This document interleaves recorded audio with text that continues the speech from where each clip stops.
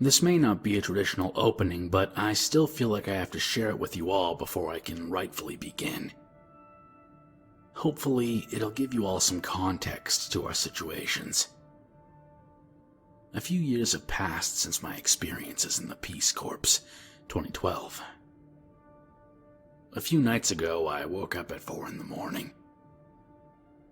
I want to say it was the sound of someone making noise in my apartment complex, but I'm pretty sure it was a recollection. I rolled over as quietly as I could and pawed the area around my bed for a few seconds. With each moment that passed, I grew more frantic, but in the haze of my waking state, I couldn't understand why. It wasn't until I felt the handle that I understood why I was so upset. I couldn't feel the machete that I keep at my bedside until that moment. It's become a mechanical function for me these past 5 years. As of writing this, 2 years in the Peace Corps and 3 years after. Roll over, touch your machete, assure yourself that you're alright, that you're safe. That little action has been so ingrained into my nightly habits that I don't even realize when I'm doing it or why. Good or bad, it's part of me. I'll likely keep doing this for years to come. Please just keep that in mind while you listen to these recollections. These stories have all impacted us in some way, and I can only hope that they'll provide an understanding for all of you by listening to them. There's one last thing I want to clear up before we get into the flesh of the story. I visited each friend from the Peace Corps personally and asked them if they'd be alright with me sharing what's happened to them on this website. They're all great people. They told me that that would be fine as long as I kept their identities secret. Their stories can be seen in the link included on this video. I asked that they not be read by KingSpook, as that should be something that they should have the right to decide how and if they want to share it. I can say that if the tables were turned, I likely wouldn't be able to do the same with such confidence. Just know that these people willingly told me their horrifying experiences to share with you all because they want you to understand what it's like to be in the Peace Corps. I hope you will. Travis. MP Real Invective. 4/17/16. The Eye. Ojos en la oscuridad. Let me start this all with a bit of a disclaimer. This was in no way written to discourage people from enlisting in the Peace Corps. I spent 2.5 years in Nicaragua, and those experiences, well, trying at times, are some of the best memories of my life. These stories are being written out to help people realize what it was like to live in another culture and environment, and the inherent horrors and joys that entails. These are just a few of the stories that could be told. I have been in La Quinta, my site, for about a year. I was used to living in that small community of 600 people. Everyone knew my name, or at least one of my many nicknames. For the sake of brevity, I'll only list 3 of them: Gringo Lobo, El Picaflor, and Travis Kumba. I'll leave it up to your imagination as to why I was named the Wolf Gringo or the Hummingbird. As for Travis Kumba, it was their attempt to pronounce my surname, which they had difficulties with. Fun fact, a Kumba is a type of machete with a hooked tip that's used for cutting wood. For a few months, some people literally assumed my full name was basically Travis Machete. I believe that I'll never have another nickname that badass ever again in my life. My average day consisted of waking up early and visiting the houses in the community. I would often visit 10 to 15 houses to pitch my projects, see if there was anything I could do to help or just to talk. In the afternoon, when the guys would return from their crops that they'd planted up in the mountains, We do a variety of work ranging from vaccinating chickens, building ovens, or castrating pigs. I enjoyed my schedule and the work I did. The sun set at about 7 or 8 o'clock and everyone would go to bed. I don't mean that everybody would return to their house, I mean that everybody would be in bed and asleep by about 8 p.m. Well, I could never really get into that sleeping schedule, so I'd have 3 or 4 hours to myself until I was able to drift off. I typically spent this time reading, writing, or reclining in my hammock. One night, I'd been resting in my hammock while reading a short story by Harlan Ellison, A Boy and His Dog. I was smoking a Belmont Suave. But every drag from a Belmont Suave cigarette felt like you were punching yourself in the lungs. The evangelical part of my community was not a fan of people smoking cigarettes. Su cuerpo es un regalo de Dios. So I kept some of my vices under wraps for as long as I could, so I'd be viewed in a positive light and could continue my work with them. It was midway through my cigarette that I looked over and saw somebody watching me through the wall. To elaborate on this situation a little, my house consisted of dirt floors with bricks up to about shoulder level. At this point, my Nicaraguan grandmother had run out of money and used wooden boards to bridge the gap up to the tin roof. This setup worked in a pinch, but it had the drawback of leaving 2-inch gaps between each piece of wood. The lack of privacy didn't really bother me all that much, until this moment, when I noticed that someone was looking at me through the slats in my wall. I figured the person was just looking into my room to see if I was awake or not before knocking, as it was about 9 o'clock. I decided to not let on that I'd spotted them to try and save ourselves the awkwardness of having caught me in 2 awkward situations. I was smoking, and since I wasn't wearing a shirt, my tattoo was visible. Su cuerpo es un regalo de Dios. Solo los criminales y pandilleros tienen tatuajes y otros dichos. I would leave it up to them whether they wanted to knock on my door and confront me, or if they wanted to save themselves the embarrassment and walk away. I continued to read and occasionally take a drag from my cheap and crappy Belmont Suave. About 15 minutes later, I'd finished a section of the story and my horrible cigarette. I turned in my hammock and snuffed the cigarette out on the dirt floor. While doing that, I took a peek at the gap in my wall. The eye was still regarding me through the crack. At this point, I was more frustrated than anything else. Their persistent invasion of my privacy had finally made me confrontational. I swung on the hammock and set my book down on the wooden board I used as a shelf and threw on a shirt. I opened up my door and stepped outside.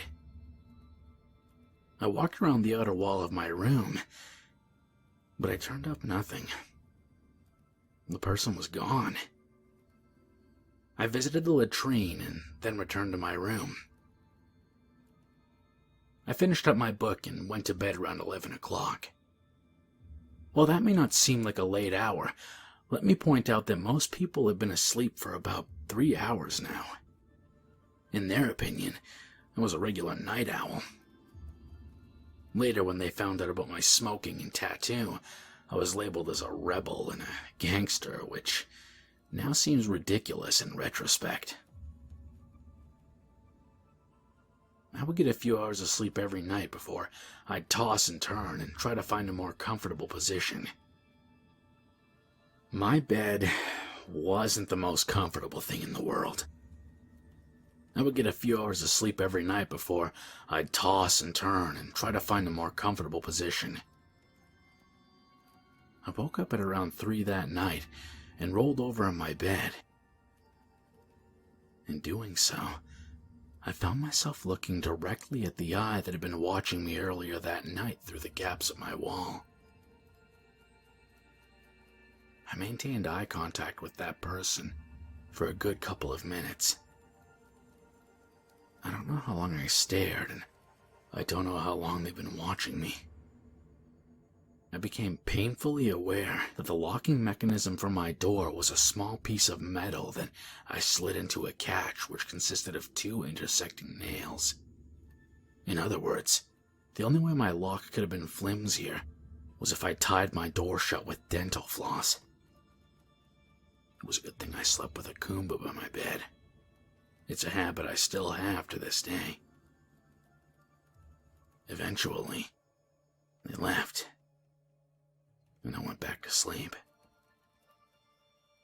To this day, I have no clue who it was that was watching me through the slats in my wall.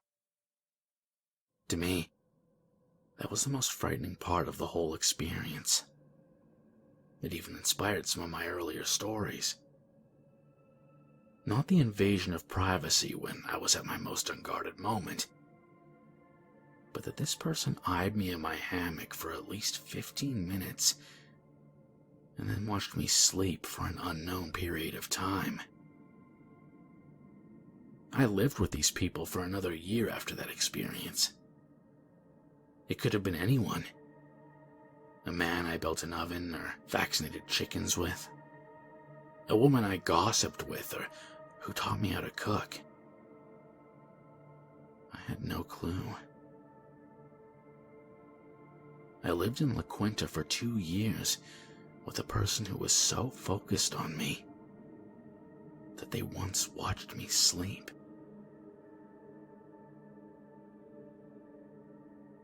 Pork, parasites, and Facebook.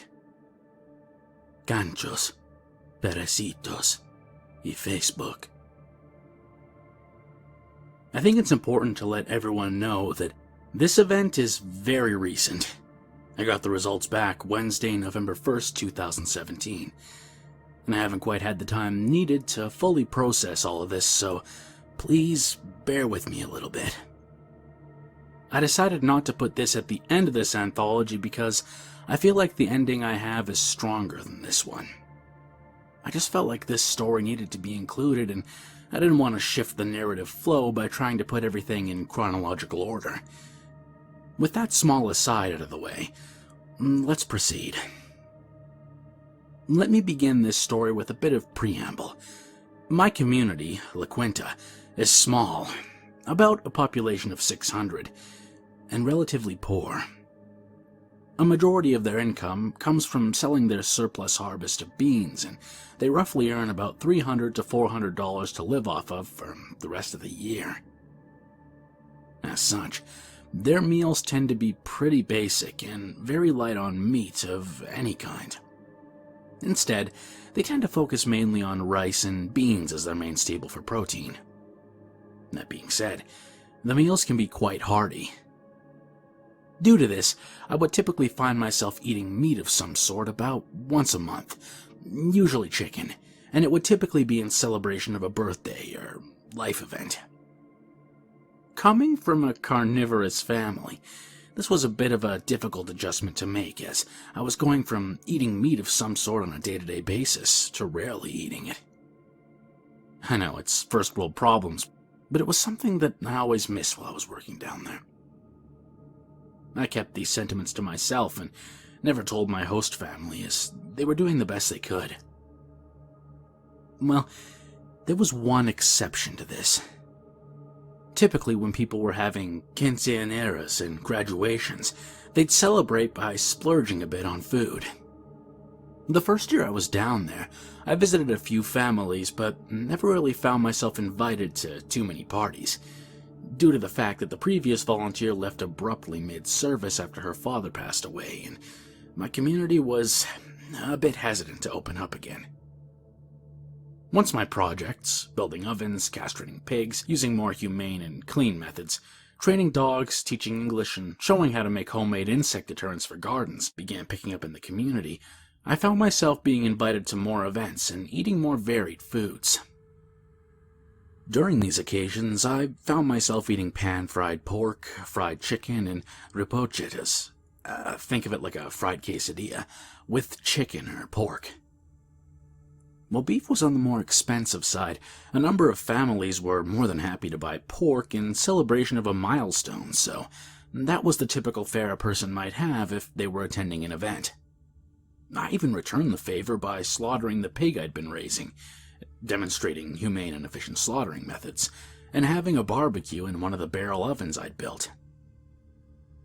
Now that that information is out of the way, we can get to the meat, and I'm not sorry for that pun, of the story. After returning from the Peace Corps in 2013, I found myself chatting with the families in my community from time to time using international calling cards. While I was there, my community didn't have cell phone reception due to it being located up in the mountainous region of Esteli, but shortly after returning back to the States, there was a government project which constructed towers in the area and boosted the signal.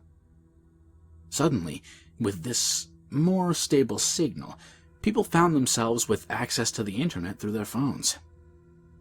It's comical to think that a community whose water, which came from a river up in the mountain, was spotty at best.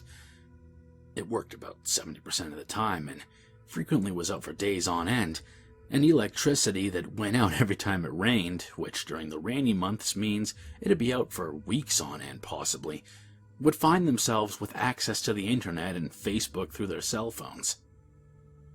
They might not have access to constantly running water and electricity, but at least they could use their phones to create Facebook accounts and post memes, which they do. That bit of pithiness out of the way, I was glad that we now had a more stable method of talking.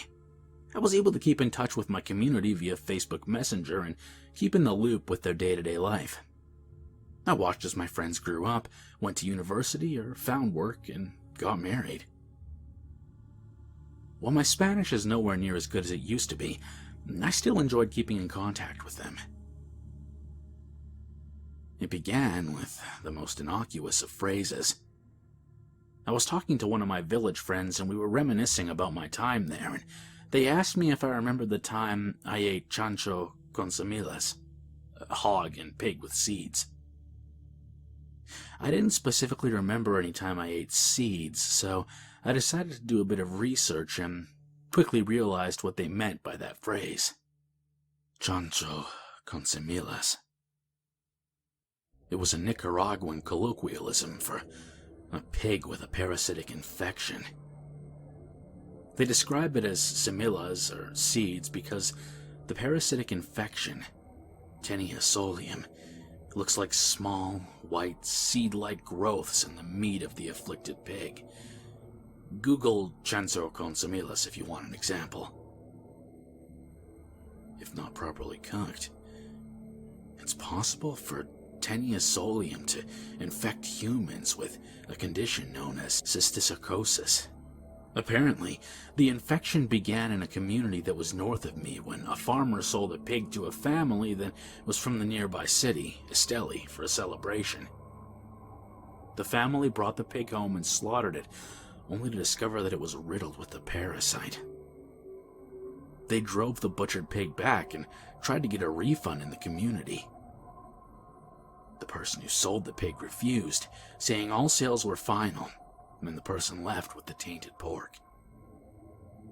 Having lost about 300 or 400 Cordobas, roughly $15 to $20, they decided to sell the pig to multiple houses in the community who were not aware of the meat's quality. The families then used the meat for their meals during their graduation from elementary school, celebration, and possibly infected dozens of people, myself included. My first reaction was that I'd lucked out because I didn't have any symptoms. I assumed that it would have burst out of me like a facehugger from Alien. And this would be a cautionary tale against eating meat that was improperly cooked. I decided to consult WebMD, the CDC website, and my copy of the Merck Medical Manual just to be safe, and learned that Tenia solium can be asymptomatic, or it could manifest as small lumps under the skin. These lumps would be similar morphologically to fatty deposits. I just so happened to have palpated 3 masses on my body after learning these facts. I currently have one mass on the bicep of my left arm, one on my right forearm, and another on my lower back, just above my right kidney. With the seeds planted, I started doing more research into Taenia solium and cysticercosis. You see, cysticercosis isn't necessarily the end stage of infection. While the parasites can be encapsulated and walled off in tissues, they're also capable of migration, and the condition can advance to something called neurocysticercosis. Brain parasites. Let that phrase worm its way into your head and settle in your brain for a second.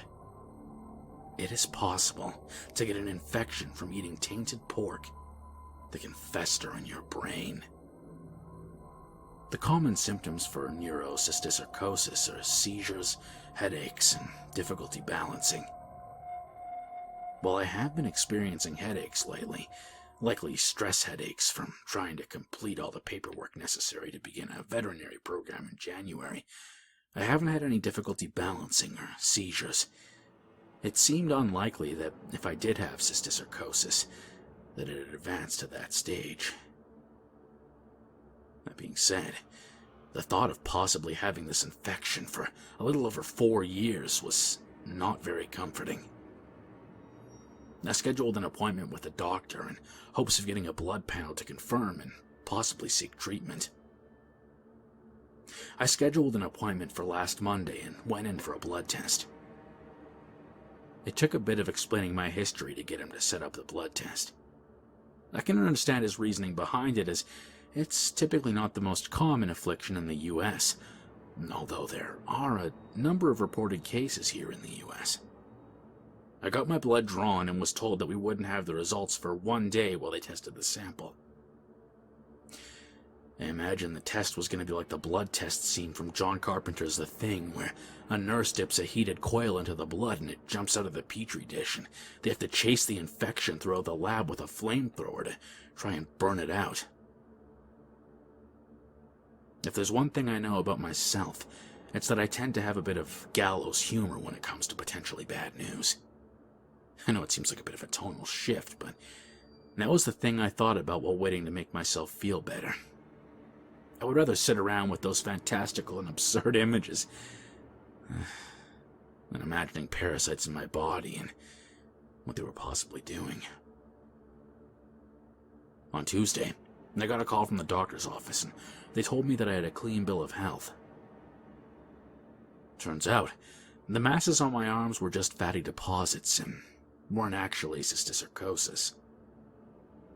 Well, it was extremely likely that I ate pork tainted with Taenia solium, and it was likely cooked enough to kill the parasites that were in the pork. I think that's what's going to stick with me the most. Not that I was a parasitic carrier, but that I could have been. Really, after everything's been said and done, I can't quite get beyond the realization for just how lucky I was.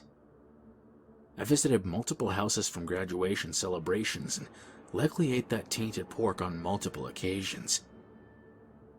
All it would have taken was a wood stove that was just a few degrees colder, that didn't kill the encapsulated parasite.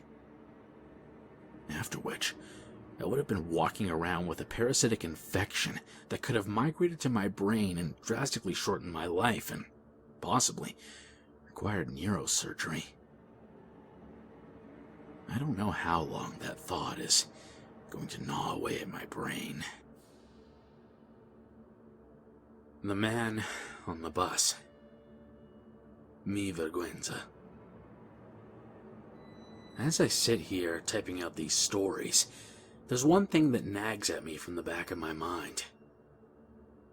To add a bit of literary flourish, which I am wont to do if you haven't figured that out yet, I've erected a wall between that memory and the rest of my mind. I've tried to cordon it off, but as I recall, my time in Nicaragua and all those memories, I can hear it seething and scratching away at the walls. I know it has to be typed out, or it won't leave me in peace. I'm sorry in advance for this. A warning first. This story isn't something that's very terrifying. It's scarier in another aspect, I guess. It's also very personal to me, and even as I write this out, I still can't figure out why I'm doing it. All that being said and done, feel free to pass over this section as a bit of a superfluous outro. I have been in Nicaragua for about 6 months, and I have no shame in saying that I needed to take some time off. It's taxing work to try and understand and be understood in another culture. I told my host family that I'd be leaving for the weekend. They were a little bit disappointed, but I'm fairly certain they needed a vacation from me as well. I decided to go into Matagalpa, have a good meal, something that didn't consist of rice, beans, and a tortilla, enjoy a couple of beers, and talk to some family and friends on Skype.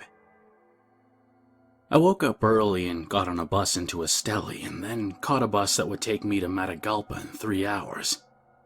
Before I continue, I'd like to talk about the bus and transportation system. Ask any Peace Corps member here in Nicaragua or elsewhere. They'll have 3 or 4 horror stories ranging from breaking down in the middle of nowhere, overcrowding that makes you feel like you were packed in a can of sardines, or being asked to pay exorbitant prices to be transported short distances. The buses were old, decommissioned school buses that had been repaired, possibly, and put back into service. Most had metal racks welded onto the top and sides so they could carry items. Imagine the cars from Mad Max, and that's a pretty accurate description of the transportation system. I was midway through the trip when a man got on with 2 50-pound parcels of leña, firewood. He was transporting them to sell in a nearby community for an inflated price. The cobrador, a ticket taker or money collector, tossed it on the roof, and it sounded like the roof would cave in under the sudden weight. He hopped on the bus, and we continued towards Matagalpa. About 15 minutes later, he got off the bus, but either the driver had forgotten to offload the firewood, or he decided to abscond with the $3 worth of wood. $3 and 60 to 65 Cordobas spot you about 100 pounds of wood. The man realized what was happening as the bus began to drive off. He shouted, but the words didn't get through to the driver due to the ranchero music he was blasting on the radio. The man decided that if he couldn't get the bus to stop, he would just have to get his items himself. He ran up behind the bus and grabbed the metal rack and climbed up onto the roof of the moving bus. The driver was unaware of all of this and continued driving. The man managed to toss one bundle of wood when people began to realize that someone was on the roof. The bus was going about 40 or 50 miles per hour, and I recognized the danger of the situation. I assumed falling off of a bus going that fast would probably not end well. The driver had to stop, or something terrible would happen. I waded through the other passengers who'd already begun to talk excitedly and reached the driver. The man on the roof had reached the bundles of wood at this point. I shouted over the radio, "Suave!" Literally means smooth, but in Nicaragua it can also be used to convey stop. I told him to brake because there was a man on the roof. I wish I'd never done that. The driver slammed the brakes and the bus grinded to a halt. The man at this point had managed to toss both parcels off onto the side of the road and was preparing to dismount from the back when the bus made its sudden stop. The quick stop pitched him forwards and off of the roof of the bus. The man swan dived and hit the road head first. Men swore, women screamed. I just looked in shock. The man was on the road, twitched spasmodically like he'd been tased. He spasmed and writhed for a few seconds before he stilled. The driver, cobrador, a few guys, and me hopped off the bus to check if he was all right. My major concern was that they might try to move him and paralyze him after his evident spinal injury. We reached him, and it became clear that my worry about damaging his spinal cord was unneeded. He was already dead. I don't want to get into too much detail. I'll only say that it wasn't like anything I'd seen on TV or movies. He was just there, sprawled out on the street, little to no blood. He was just dead. We waited for the ambulance to come. They collected a statement before picking up the man and tossing him into the ambulance. I don't mean that as a literary flourish. One grabbed him by the legs and the other by the arms, and they swung him and tossed him into the back of the ambulance like he was a sack of potatoes. And that cemented it for me. The man was dead, and it was my fault. I know how ridiculous that sounds. I've told myself how absurd it was many times. I know that I shouldn't think that way. No, I shouldn't blame myself. That doesn't change the thought, though. I made the driver stop. The sudden stop made the man fall. The fall killed the man. Ergo, I killed the man by shouting for the bus to stop. I tried convincing myself otherwise, but I can't. It's a thought that I bury, but it keeps unearthing itself. No matter how much I try to distract myself and bury it under mountains of other thoughts, it refuses to be forgotten.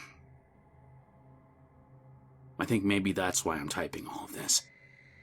I told a few friends, but I never really got this in depth. Never told them that last part. I've been trying to hide that thought for years now, but it resurfaces from time to time. I'm done burying that memory. It's time to make it known and maybe find some form of catharsis in its revelation. That's what I'm hoping, at least. This was hard for me. Harder than I hope any of you will ever know. I think the hardest part of it will be when I actually upload it and know that someone's going to read it. Maybe that's why I'm posting this last part so late at night and doing any editing after the rest of the wiki is asleep. I'm casting it out into the Stygian depths of this wiki to be swallowed up in a sea of edits and contributions. The worst part of it is that when I think of them reading this, I feel such shame. Guilt and shame for my actions. When I think of you, who I now realize have become my friends over these past few years, reading this, I feel only shame. It's a burden, and it feels like two 50-pound bundles of wood on my mind. Conclusion. Al fin. I was out drinking with a friend from the Peace Corps a few days ago. We were catching up and rehashing stories in the way that only drunk people can do. It was nostalgic and bittersweet at the same time. Emboldened by the copious amounts of whiskey, I asked if he still slept with a machete by his bed. He told me that he used to for a while, but he ended up giving his bolo machete away to a friend who was in the forestry service.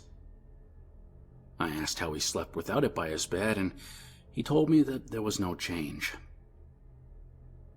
Looking over all this on the cusp of spending another couple of years in a foreign country, I can't help but wonder. I gave my kutacha, gardening, to my sister, and my bolo, branchwork machete, to my brother. But I kept my kumba, heavy duty, for myself. Truth be told, I want to give it away, but I can't. I keep having this sad realization that it was a part of me. I know that soon enough I may leave for another country, and I can't bring it with me. I know that I'll likely give my kumba to a friend as a keepsake if I choose to leave. I also know that I'll probably pick up a new set of machetes for the wide range of tasks I'll have to do while I'm overseas. Like stories, I'll collect them. I'll gift a few to friends and family when I'm done, but I'll always keep one for myself. They're a part of me, both the machete and the stories. I'll likely always roll over in the night and paw for that comfort. I'll always hold those memories close to me in the dark of night. That neither brings me comfort, nor does it worry me. In the end, it's an extension of me. I've learned to find peace in my acceptance of it. It brings me more comfort than the item itself. Despite the nonsensicalness of that last sentence, it's true. Acceptance gives me the strength that keeps me going. Thank you for listening to our stories. That also gives me strength. Thank you, my friends. Travis. Empty real invective. 4/17/16